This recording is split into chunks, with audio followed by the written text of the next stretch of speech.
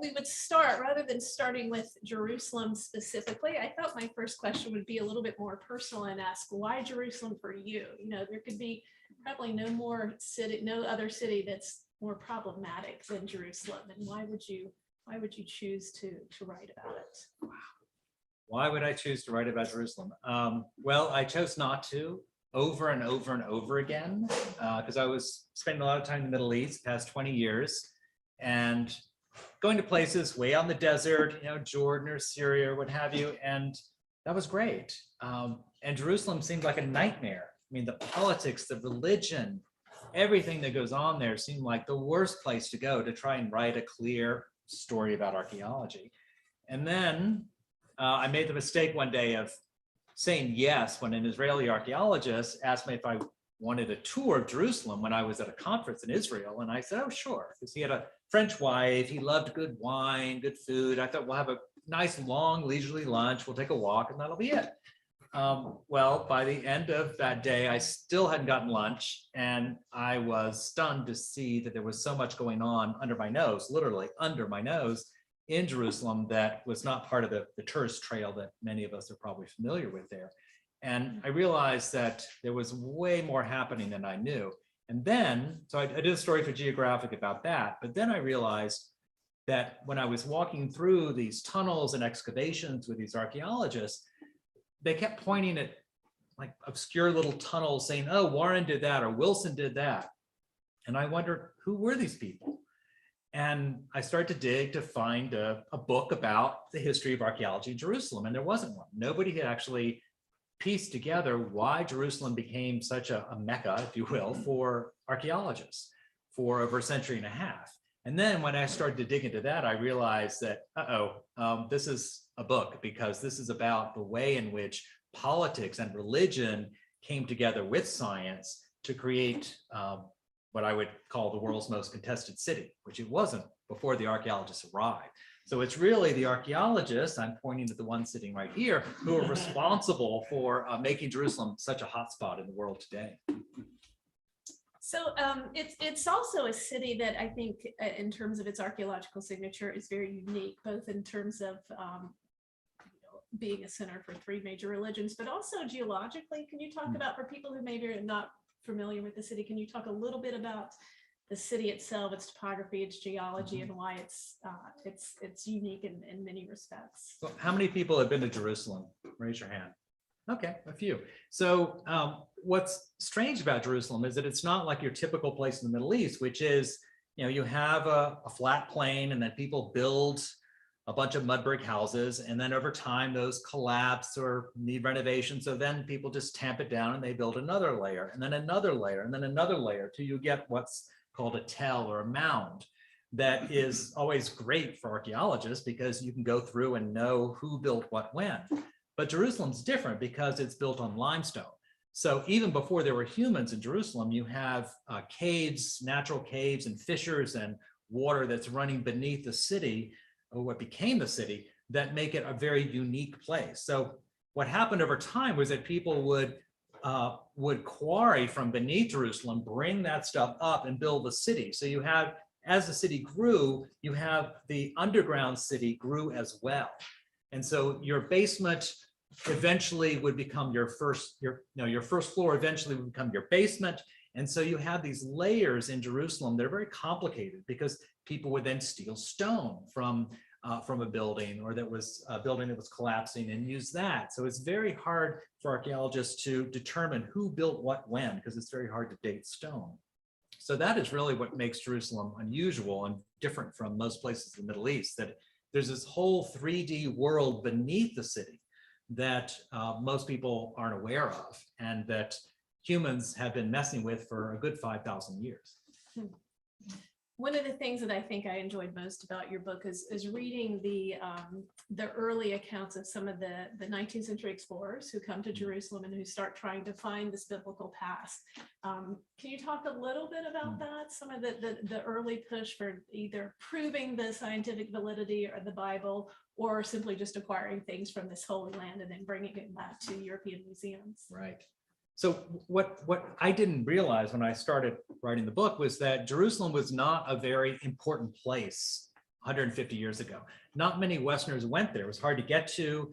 It was firmly under the control of the Ottomans, based in Istanbul, and you didn't have a lot of tourism there. And most people in the West, Christians as well as Jews, thought of Jerusalem as a spiritual place, an idea. William Blake's poem about Jerusalem, it was a celestial place. It was not a place where you actually would go. When the Puritans came to the New World, when they came to New England, they called it New Jerusalem, but they didn't think about going to Jerusalem. And that changed in the 1860s when you had steamships and tourism began to open up, and also the Ottomans were eager to bring in tourists. So at that point, people started to arrive, including Mark Twain, who was one of the first American tourists to arrive, who wrote this fantastic book about his journey there. And at the same time the tourists arrived, the archaeologists came. But they weren't really archaeologists like Laurel is. These weren't credentialed people who had studied archaeology and had a degree. They were mostly treasure hunters, people with money who were interested in history. It was more of an eccentric hobby.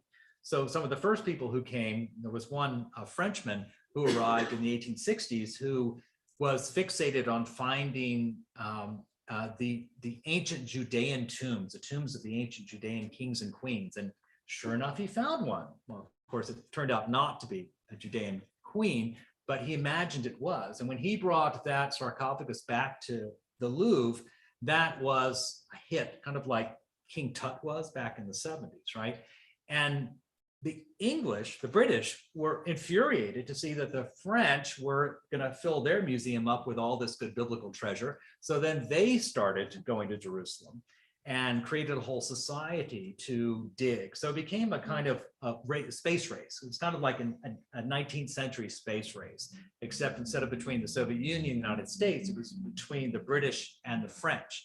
But then the Russians got involved, the Germans got involved.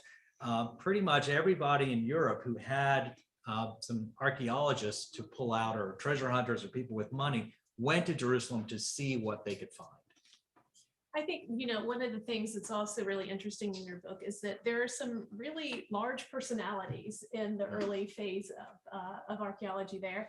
Talk to us a little bit about Warren or some of your other famous explorers. Yeah, we won't call them archaeologists. We won't. We'll call them explorers. Yeah, Charles Warren's my favorite. He was a British. He was a British Army officer who had worked for the mining department, so he knew a lot about tunneling. And because he didn't really want to go to India, he decided to go to Jerusalem, in part because he was a Mason. And the Masons were fixated on the temple that Solomon is said to have built there on the Temple Mount. So he wanted to go and actually see if he could find remnants of the temple. This is all part of this Masonic tradition. Nobody had actually gone to look for that temple. So he decided to be the first. And he was a madman. I mean, he really went underground, dug these fantastic tunnels that went under hundreds of yards. Very dangerous soil to build a tunnel in, incredibly dangerous. And he managed to figure out a lot about Jerusalem stratigraphy that still archaeologists today still use his work. He was really good at mapping what was beneath the city. But at the same time, he didn't endear himself to the locals. Like, for example, he would bring barrels of gunpowder down into the tunnels to blast his way through giant stones that were in the way. Now, of course, the Muslims, who had their third holiest shrine right next door, weren't really pleased with these Christians showing up and blowing things up underground. And they were convinced that these crazy Christians were looking for treasure. They were looking for gold and silver, which is not totally off. And so the people who lived in Jerusalem, Jews and Muslims, began to really suspect that these archaeologists were up to no good. And that suspicion continues to this day. Are there other figures like Warren who kind of loom large in the early decades of exploration? Yeah, absolutely. I think the most interesting dig took place around just before World War I. And it was a British nobleman who obviously had way too much money and too much time. So he gathered together a group of, well, let's see, a Congo steamboat captain, a Swiss psychic, a Finnish theologian who believed he had cracked the key in the book of Ezekiel that told you, if you read it right, where the Ark of the Covenant was hidden. So if you want to know where the Raiders of the Lost Ark, that whole story began, that is not an ancient story. People in medieval times were not looking for the Ark of the Covenant. That comes from this event that happened in the early 1900s in Jerusalem. So he got a lot of investors from America and from Britain to, oh my gosh, I think it's probably something on the range of like $50,000, $100,000, which at the time was a huge amount of money, to go to Jerusalem and see if he could find the temple treasures. And the idea was that they could sell these on the art market and make billions of dollars in today's dollars. So this was purely about treasure hunting. This had nothing to do with finding biblical remains or proving anything. This was about making money. And of course, after a year and a half of work, they had found virtually nothing. Now they found great stuff for archaeologists, bits of pottery and all kinds of bones and all kinds of things that proper archaeologists would have found interesting. However, they forgot to hire an archaeologist. So there was nobody on the staff. And finally, at the end, the investors were calling in their money, and he bribed the guard at the Haram al-Sharif, the noble sanctuary, the Temple Mount, the third holiest site in Islam, the big rectangular shaped place where the Dome of the Rock is. And they went in at night with chisels and hammers and began to whack away at the rock beneath the dome because they were sure that the treasure was hidden underneath. Now, of course, they were discovered when a watchman spotted them. They were chased out of town. They got away with their lives barely. But people talk about it as a kind of a funny story. But really, the real result of that was that Palestinians, that is the Muslims who lived in and around Jerusalem, finally realized that if anybody was going to protect their holy site, it had to be them. That the Ottomans, who ran Jerusalem and had run it for 500 years, could not be trusted. And so that was really the beginning of Palestinian nationalism. Long before there was a state of Israel, Palestinians viewed the Dome of the Rock and that Temple Mount as an important site, not just because of religion, but because of politics. And that, of course, is something that we're living with this day, even if we don't fully understand that history. That's what shaped Jerusalem as such a contested place. So maybe before we go to that issue of why it is such a contested place, you mentioned tunneling a few times. Can you maybe explain to people what that means archaeologically, why it's really not practiced anywhere else in archaeological context, but it's still a method that's used in Jerusalem? Well, since I have a credentialed archaeologist sitting next to me, I'm going to ask you, when you're in Italy digging, do you tunnel? No. Why not? Well, because it ruins your stratigraphy. Say that a little bit louder. It ruins your stratigraphy. And what does that mean? So you lose the context of the historical buildup of layer over layer. So tunneling is something that may have been done, up until the early 20th century by excavations in Italy, but certainly not anymore. So it's a little bit like driving without having peripheral vision, right? You can't see what you're finding. You can't relate it to what's around. Okay. So Jerusalem is different because, as I mentioned, Charles Warren began to dig underneath. Partly he was doing it because it was easier. It's a living city, and to actually dig a trench straight down, which I assume is pretty much what you do, right? You start on ground level and then you go down bit by bit. But in Jerusalem, people are living there. It's hard to do that. So tunneling is a great way to get at that information if you can't get permission from the landowners to dig. So instead, you dig under their basement and hope that they don't make a fuss. And the other thing is that it keeps it quiet so that the people living above don't know what you're doing. And of course, that creates all kinds of suspicions among the locals who think, what are they actually doing down there? What is really going on? So that kind of suspicion began to infuse the locals in Jerusalem. And that's still true among Arabs today in Jerusalem. They generally, if you ask about archaeology, they don't have a very good, they don't see it as a science. They see it as a political game that's being played by people who have power, not as something that is really aimed at finding the facts and understanding the past. So we're getting into the contentious part now, it seems like. You can't avoid it. It's Jerusalem. All right, so maybe talk to us a little bit about the different relationships that the Jewish community has to archaeology versus the Palestinian Muslim relationship, maybe even throw in the Christian at some point too. I think they all have maybe kind of different relationships to the practice of archaeology within the city. Very much so. So it was the Western Christians who first arrived in Jerusalem and began to dig, right? There were no Jewish archaeologists at that time who came to Jerusalem. And that was the first 30, 40, 50 years of digging. It was all by Western Christians who came to look for the biblical past, mainly the Old Testament. People wanted to find, proof. This is a time of Darwin. This is a time when science is raising questions about biblical truth. And so these people often were trying to use science in order to prove faith.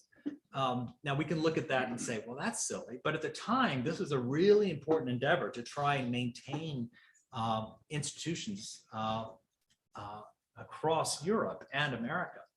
So as people began to dig and come up with different finds, it turned out that actually most of what you find is not very interesting. You're not going to find statues. You're not going to find paintings. You're not going to find things that are human images, right? Because of the taboo on images. So in fact, the early archaeologists came up pretty empty-handed. And this was kind of embarrassing. But at that point, Jewish archaeologists began to become interested because they said, wait a second, why are these Western Christians digging up our heritage? You know, this belongs to us. So they started to appear around the 1890s and the early 1900s in Jerusalem, and they began to dig. World War I interceded, and from World War I until the time you get to the 1967 war, where Israel then took over East Jerusalem, that includes the old city, there weren't a lot of digs that actually took place. But you have Western Christians looking for the biblical past, and then you have Jewish archaeologists who are also looking for the biblical past, but they also become, it becomes enmeshed in Zionism and the idea of going back to Jerusalem, going back to the Holy Land, going back to the Jewish homeland. Because this is the time when Jews are beginning to say, we need our own homeland. And it wasn't a done deal that it was going to be in Israel. You know, I'm sure you've all heard the stories that there were places in Uganda and Alaska that were posited as possible places for Jews to go. So ironically, it was the Western Christians and the publicity surrounding their work in Jerusalem that got a lot of European Jews interested in Jerusalem itself. And so that, in a way, helped to inform Zionism, and that helped create the state of Israel. So again, Western Christians, without intending to, actually kind of lit the fuse that led to the state of Israel. So I think now that you brought up the Jewish history or interest in their history, I think one of the things I'd like for you to talk a little bit about is what we know about the temple, the Jewish temple, what we know maybe in terms of direct evidence, what we know in terms of indirect evidence, and what are some misconceptions about it. Well, whenever I give a talk in a synagogue, I will say, and by the way, you all know that there is no archaeological evidence for any Jewish temple on the Temple Mount. I just kind of let the silence sit. And this is, of course, something that Yasser Arafat and other Palestinians have said. And the truth is, that actually is a correct statement. We don't have any archaeological remains associated with the temple said to have been built by Solomon or then renovated by Herod. The temple was destroyed, of course, in 70 CE by the Romans. Now, this is a little bit of a straw man, though, because there is plenty of evidence of a Jewish temple complex. So remember, the temple was, like the Dome of the Rock, was a large building that sat somewhere probably near the middle of that important platform, that Acropolis that is in Jerusalem. So you have this important building, but you don't have evidence of it because probably over the centuries after the Romans destroyed it, there was a lot of construction, a lot of destruction. So we don't really know. And because archaeology has not been done in any systematic way. But there have been plenty of finds that show that there was a temple complex, that is other buildings, such as you find today on the Temple Mount that are today Muslim buildings. We do have evidence of that. So we know there was a Jewish temple complex there for probably 1,000 years. And then we know it was destroyed by the Romans, but we don't know what it looked like. We don't know exactly where it was. We don't know where the Holy of Holies was. Many people believe that it was beneath the Golden Dome. Today you can go in here and you can see the rock, but that's all speculation. That's all kind of later medieval legends that accrued around this place that probably have little to do with what was happening at the time of the Romans. It looked very different then. You know, it's just extraordinary because it was the largest sacred precinct at its time in the Mediterranean world, that there's not more direct evidence that we have of it. Well, there are plenty of, there's lots of material, and you can actually go underground in the Al-Aqsa Mosque and see remains from the time of Herod. You can see, enormous columns and tunnels, and so there's still large portions of the complex that are there. And the wall, of course. And the wall, yeah. The Western Wall, of course, is part of that retaining wall that was built by Herod. But we don't have anything from the temple itself. And so whenever you see reconstructions of the temple, you'll see 1,000 different varieties because we don't know. The data is simply not there. And this is important. This might seem like I'm parsing, like, what does it matter? Well, it does matter because we were talking earlier, a member of the Israeli ruling coalition just 2 months ago suggested that the Muslims be relegated to the southern end of the Temple Mount and the Jews be given the Dome of the Rock and everything else to the north. Because he said, we know the temple was right there where the Dome of the Rock is. And obviously the plan then would be to tear it down and build a new temple. So it is really important to understand that we actually don't know where the temple was, much less what it looked like. So when people say they do know, then they're just making it up. They're saying they know, but that's for political purposes and religious purposes, but it really has little to do with science. So whatever your views on that are, it's important to remember that this is exactly what happens in Jerusalem. You have a little bit of science, and then that gets transformed into political and religious ideas that are what people want to believe or what they want to have happen. So I'm going to veer off for a second from the Jewish history of the Temple Mount. The temple is destroyed in 70. It becomes a Roman city 50 years after that. Hadrian comes in and sort of reconfigures the city of Jerusalem. But we don't really talk about Roman Jerusalem. It's one of many Jerusalems, including Crusader Jerusalem and Ottoman Jerusalem. What do we know about Roman Jerusalem that maybe is more recently discovered, or anything that is important for understanding its place in the history of the city? Yeah, it's a good point, because we all probably know, if you were raised Christian or Jewish, we know the biblical Jerusalem, right? That period of the prophets, the time of Jesus, that is familiar. But then after the Romans destroyed Jerusalem, there's 2,000 years more of history. And we won't even talk about the 2,000 years of history before the arrival of the Israelites. So you have this huge span of time that largely has been ignored. And recently, archaeologists are beginning to show an interest in this. I was once in a little tea house in the old city, and the local that I was friendly with said, come to the tea house. And after going a couple of times, the owner, we chatted. I was like, okay, well, whatever. And it's Jerusalem. You just say yes, whatever happens. And finally, after my second or third visit, he said, come here. So we went over to near where the kitchen was, and he lifted up a hatch, and he said, go ahead. Well, okay. And I went down, and it turned out to be this vast underground space. And this had happened to me before. I had this experience once or twice before in stores and other places, but this was unusual because this had never been explored by archaeologists, and people really didn't know what was down there. And I went down with a photographer, and underneath in this huge space, there was another hole that went down, and you could look down, and we actually lowered his camera down and had some strobes to try and see what we could see down there.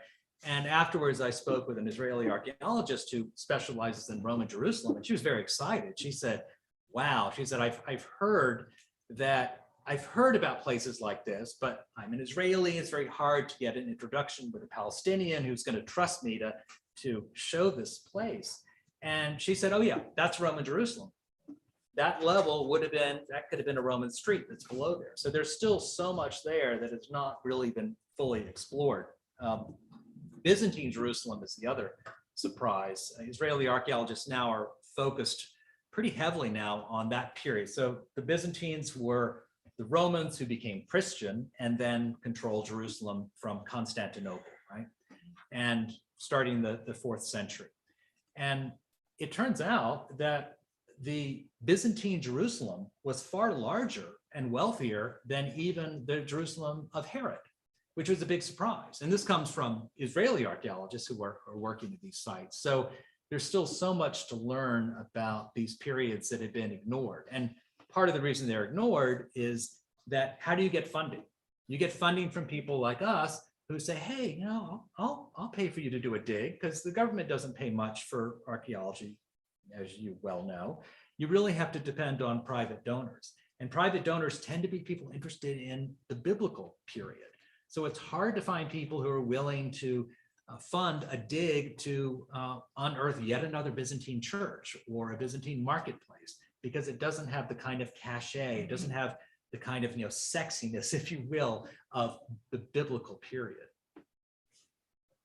You know, another thing that's kind of interesting about that is that in the very earliest phases of Christianity, there was not a sense that this was an intrinsically holy place, that, you know, they were tied in any kind of way to this topography. It's only with Constantine that idea starts to change. And that is partly the result of his mother going to this land and trying to find the first archaeologist. The first archaeologist. Yeah. Can you tell us a little bit about the history of that and the complications it leads to in terms of the burial spot of Jesus, the identification of that? Yeah. So Jerusalem, as you mentioned, was not important to Christians for the first 3 centuries. Why? I mean, there wasn't even a bishop there. It's because Christians were not focused on relics. They weren't focused on a place. It was an idea. It was an idea of Jesus is coming back. It really wasn't tied to a particular place. So Jerusalem was pretty much forgotten until Constantine's mother Helena went to visit. And she was on a tour and she stopped there, and famously she's said to have gone into the place where there had been a Roman temple that had been recently demolished at the order of Constantine in order to build a new sanctuary, because that was said to be the place where Jesus was crucified, died, and was resurrected, all in, you know, one small area. And so she famously jumped down in the trench and came out with a bit of the cross, you know, and some nails, which then were put in Constantine's crown. So this was the beginning of relics in Christianity, this idea that a place and these objects were endowed with meaning that needed to be treasured and needed to be celebrated. So then these giant churches began to go up, including the Holy Sepulchre, which is, you know, it's this crazy place. If you've ever been, it really rewires your idea of Christianity, because every sect has its own corner. It's very contentious. In fact, a microcosm of Jerusalem. It is such a microcosm. In fact, when the Ottoman governors of Jerusalem, when they were chosen, their main job was to keep the Christians from killing each other. Nothing to do with the Jews and the Muslims, who got along relatively well. It was about the Christians who were, in fact, when I got a tour by an Armenian archimandrite, kind of a bishop. And we were walking through a hallway and he said, "You see this column?" It's like, "Yeah." He said, "You see that mark?" I said, "Yeah, it's just a little scratch on this, you know, ancient stone column." He says, "This side Armenian, that side Greek." I mean, that's the level of intensity. And so, yeah, it is a microcosm of Jerusalem, which that in a way has spread. So now every part of Jerusalem is contentious, not just among Christians, but among Muslims and Jews as well. So unfortunately, that virus has spread. What about the Protestant identification of the burial place of Jesus? So this is a great story. Now, by the time the Protestants arrived, they're the Johnny-come-latelys of Christians, right? They only appear in the 16th century. So by the time they arrive in Jerusalem in the 19th century, everything's taken. All the good space is gone. You know, the Catholics and Greek Orthodox aren't about to let those Protestants have a piece of the Holy Sepulchre. So the Protestants said, well, we don't want it anyway. That's not the real place where Jesus was crucified and buried and resurrected. And in a way, they were right, because the Gospels clearly say that Jesus was buried outside of the walls of the first century Jerusalem. And that would be according to Jewish custom. You would never bury somebody within the walls. And at the time, today, if you go to Jerusalem, you'll see the Holy Sepulchre is pretty much in the center of the old city. So the Protestants said, yeah, this is all hooey. This is all Catholic. It's tradition that has nothing to do with fact. But in fact, I think it was within a few months of each other, there was a Protestant that was digging and a German Protestant who was digging, a British Protestant and a German Protestant. The German Protestant partnered with the Russians, and they dug near the Holy Sepulchre. And in fact, they discovered that the wall, the ancient wall of first century Jerusalem, was located just to the east of today's Holy Sepulchre. That puts the Holy Sepulchre outside of the walls of the city at the time of Jesus. And so that at least lent credibility to the Holy Sepulchre as the place that has a tradition that may be rooted in fact. Now, the British Protestants, when they dug, they chose a place that was outside of the walls. It was a nice little hillside, kind of looked like what you imagined the tomb of Jesus would look like from Sunday school. It was a nice little park with, it was grassy, and there were some nice caves. And so they declared that this, in fact, was where Jesus actually was buried and resurrected.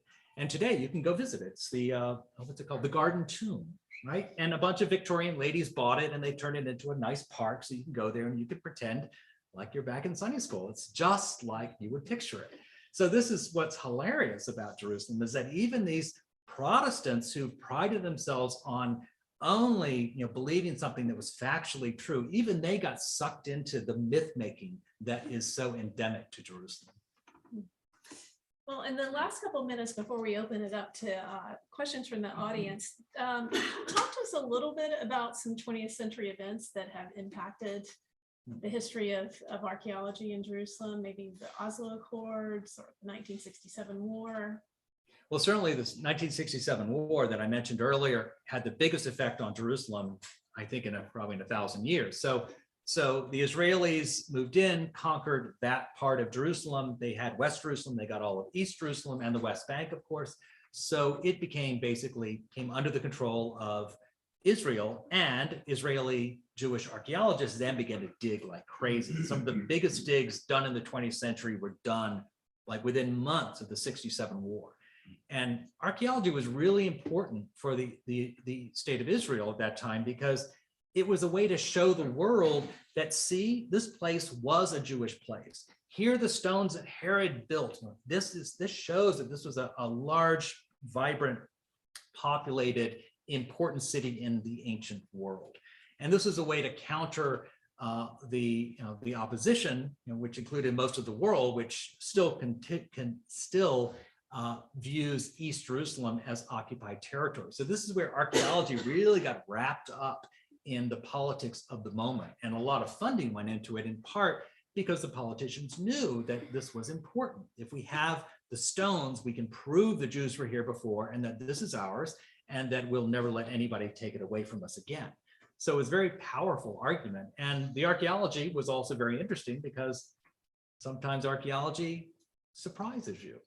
Like when they discovered massive early Islamic palaces lining the south side of the Temple Mount, which nobody expected.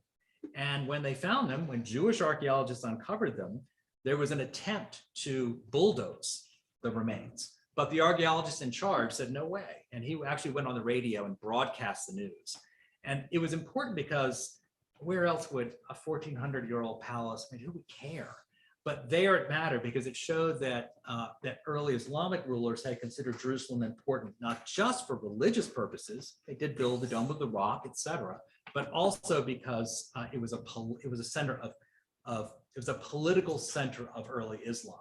And so, ironically, archaeology can, in some ways, even if you try to bend it to your will, it will come up with surprises that are very hard to hide. You can't put that genie back in the bottle. Well, I think we're at about time, Patricia. We're gonna open Yes, it up. we are. And no questions yet from the virtual audience, but if you'd like to kick it off with a question. Yes, sir. What is your impression of Yigal Yadin as an archaeologist? He's known among Israelis as the archaeologist.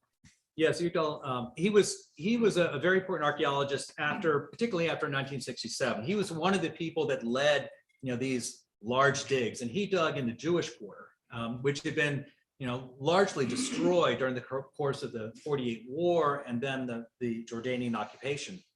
And so what he did was, it's controversial today. Nobody would do this today in archaeology. I mean, basically he went in and had massive numbers of workers, and they cleared a good portion of the Jewish quarter, which is a very ancient site, and actually bulldozed anything that was that came after Roman times, I think.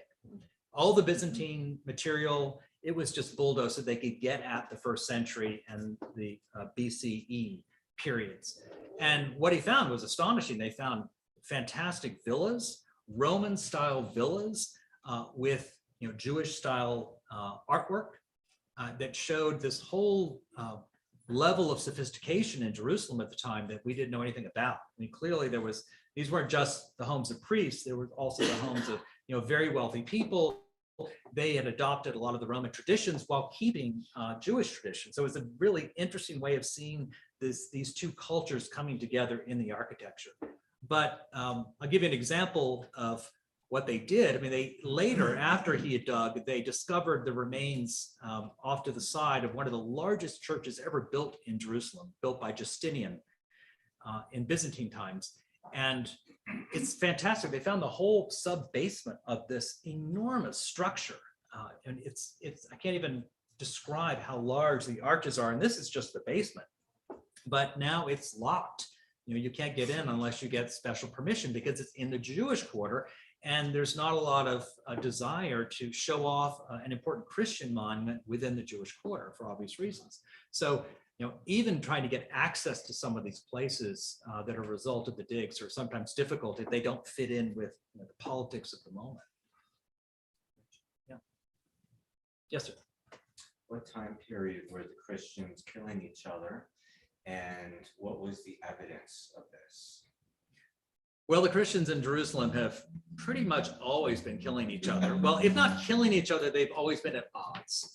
Certainly, when the Crusaders arrived in 1099, they famously murdered tens of thousands of Jews and Muslims and drove them out of the city. But what a lot of people don't know is that they actually also killed and exiled almost all of the non-European Christians, non-Catholic Christians at the time. So the Greek Orthodox, the Armenians, to Crusaderize, these people were heretics. They spoke Arabic. They didn't look like the Western Christians. And so it was more of an ethnic thing. It was less about religion and more about ethnicity. The Western Christians came in and they wanted to turn Jerusalem into a Western Christian dominated place. And anybody who didn't fit that mold had to go. And of course, then later, the Holy Sepulchre, I think it's this classic example. I mean, I saw a lot of pushing and shoving when you have different groups that are trying to move through and perform services, and there are very strict rules about what you do. And if you step out of line, you'll get whacked.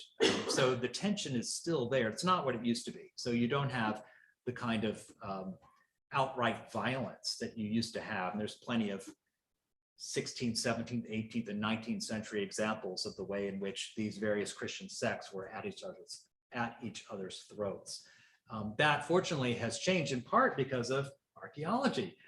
The Holy Sepulchre is falling apart, and it took decades and decades to agree to renovate the area around the tomb of Christ, the traditional tomb of Christ.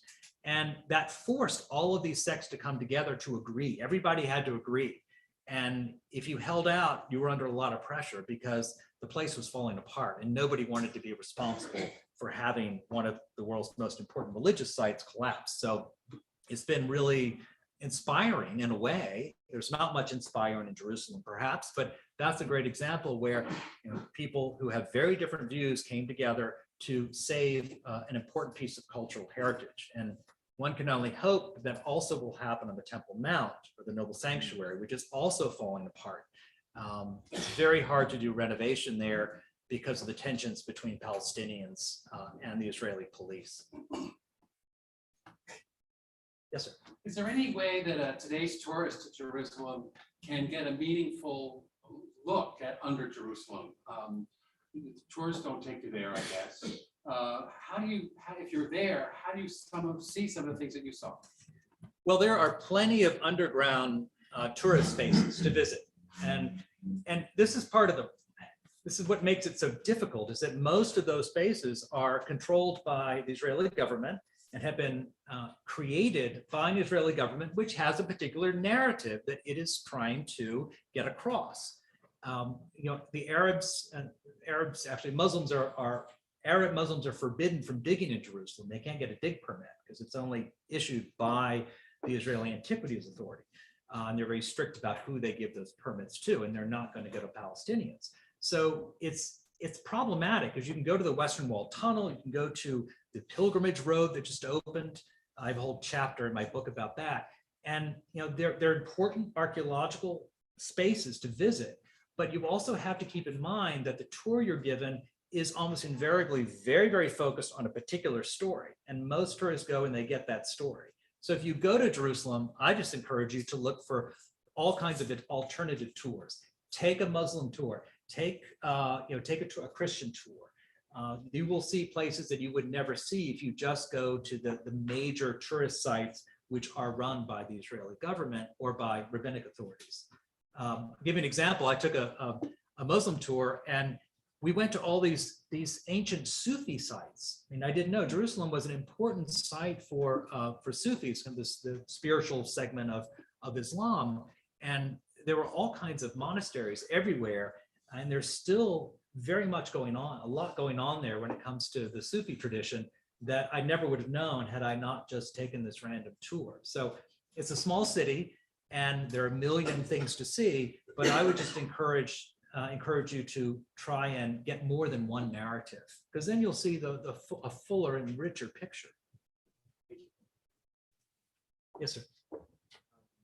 Talk a little bit more about the creation of the state of Israel. You said that Jerusalem wasn't originally choice, I guess. Maybe talk a little bit about the circumstances of that choice to state of Israel. Yeah, so the question is about the role of Jerusalem in the creation of the state of Israel. And I mean, this is, to me, really makes the point of the power of archaeology and the power of understanding the past. Because Theodor Herzl, who was the founder of Zionism, he was not a fan of Jerusalem. He went there, but he didn't particularly like it. He thought it was dirty, it was superstitious. You have to remember, a lot of the early Zionists were socialists. They wanted a modern society. They did not want to go back to a superstitious, religious-based, king-based society. They wanted something that was more akin to European socialism of the day. So Jerusalem seemed like a terrible place to go. And it really took a while for him to see that despite that, Jerusalem has this resonance with Jews, of course, with others as well, this important spiritual resonance that could draw people there. Whereas saying, hey, let's go found a city in the sands and call it Tel Aviv, that didn't have the same pull. So I think that Zionists realized that the emotional impact of Jerusalem was a way to excite people and pull Jews from around the world, from distant places, to go to a place they didn't know. But everybody knew Jerusalem. They knew of Jerusalem. They had an idea of it. So it became I think really a major driver in the popularity of Zionism, and then ultimately people going to Israel or going to what was then Palestine, and then eventually forming the state of Israel with its capital in Jerusalem. Because many early settlers did not want Jerusalem to be the capital of an Israeli state. They said, too superstitious, let's leave it in Tel Aviv. We want it to be secular.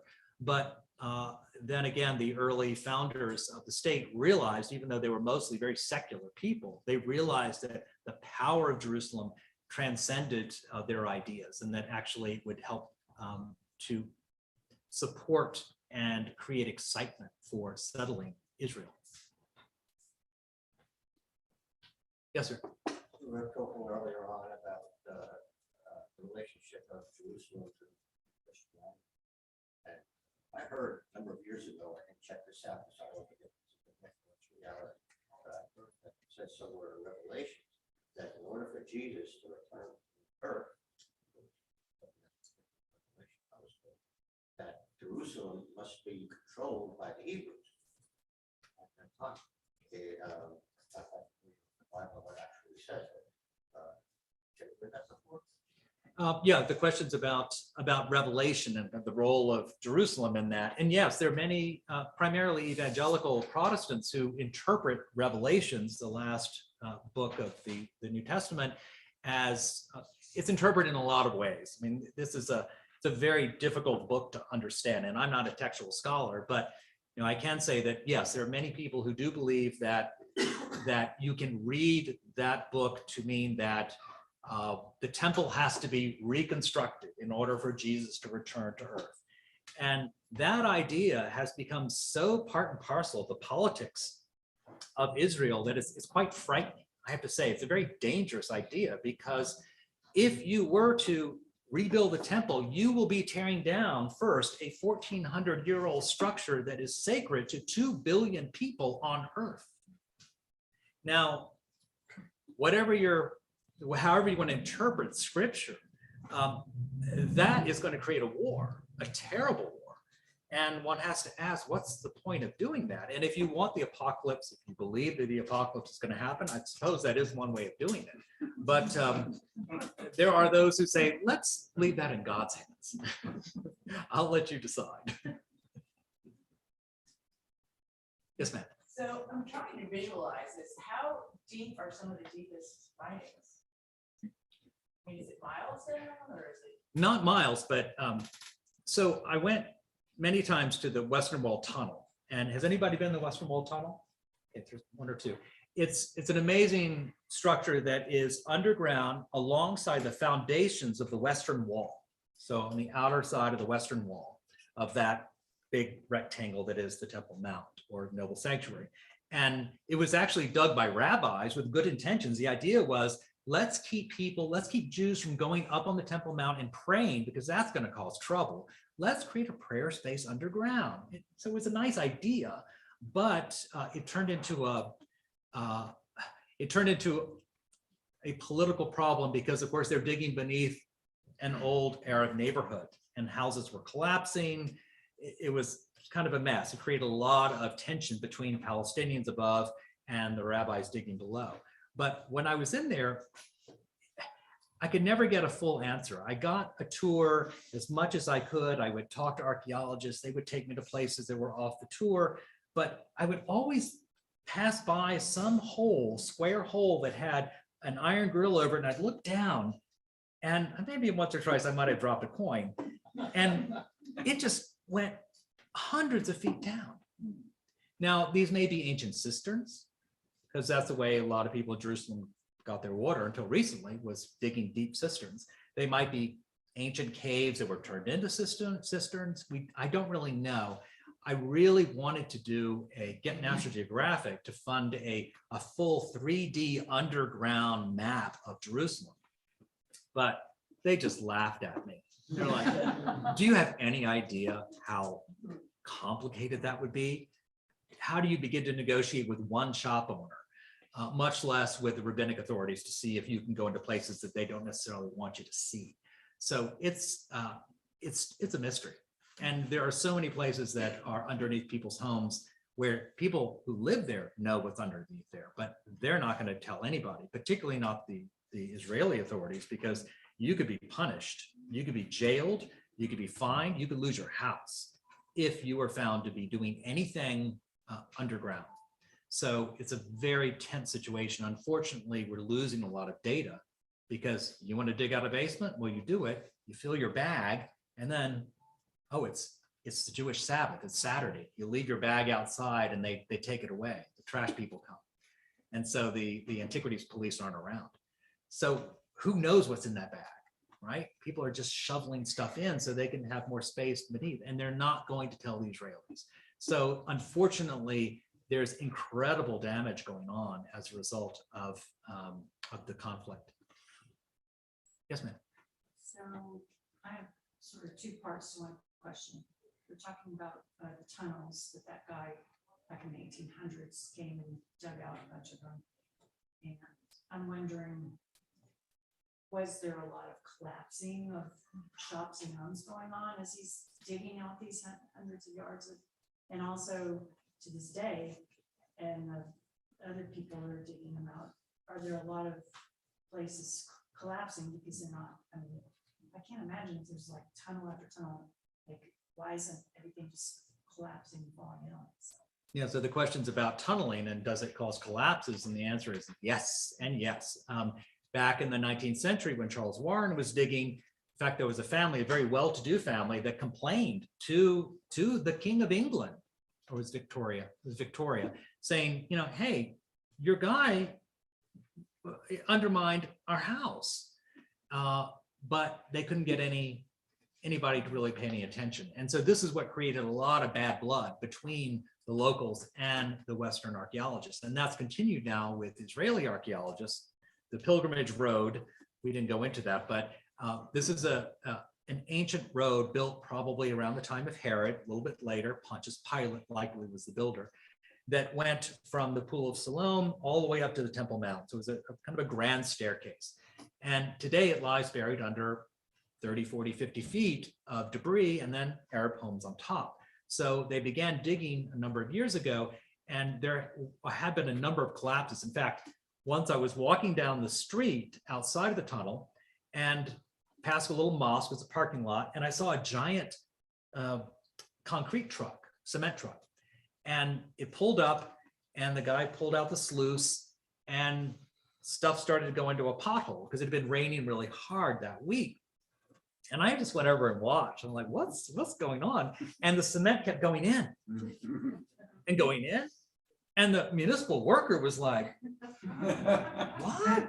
And it just kept filling up. This little pothole would not fill up. It was like the miracle of the loaves and fishes.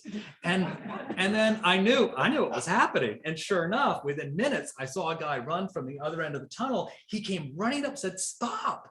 And then I went down and followed him. And sure enough, it had gone right into the tunnel that the cement had filled this tunnel that they've been digging for years. And what's really dangerous about it, I saw a number of collapses, serious collapses. Nobody was killed, nobody was injured, but they really are playing with fire, because Charles Warren famously said in Jerusalem, the soil looks like it's solid, you think it's stone, but actually underneath it can turn to water, it can turn to liquid. If it's just, you disturb it in just the right way, the little chips of limestone and the caves and the water can turn it into water, and it can just flood. And so you can get collapses easily. So it is a very dangerous business doing this tunneling, not to mention the political aspect of it.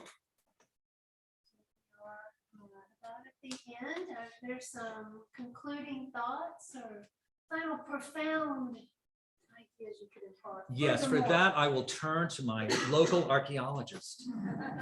Well, I would just recommend Andrew's book. It was a fascinating read. There's a lot to it that we didn't even touch on tonight. And so I would encourage you all to think about not only reading the book, but getting the National Geographic, which is sort of an extension of some of the things that you talk about in the book. And correct. Yeah, and I want to add that Malaprops has been a big supporter for me. I was here for my first launch, my chicken book way back when. And this is a place that is very rare because I travel around and you don't see bookstores like this. So if we could take a moment and thank the staff at Malaprops, and please support them in any way you see fit. So thank you.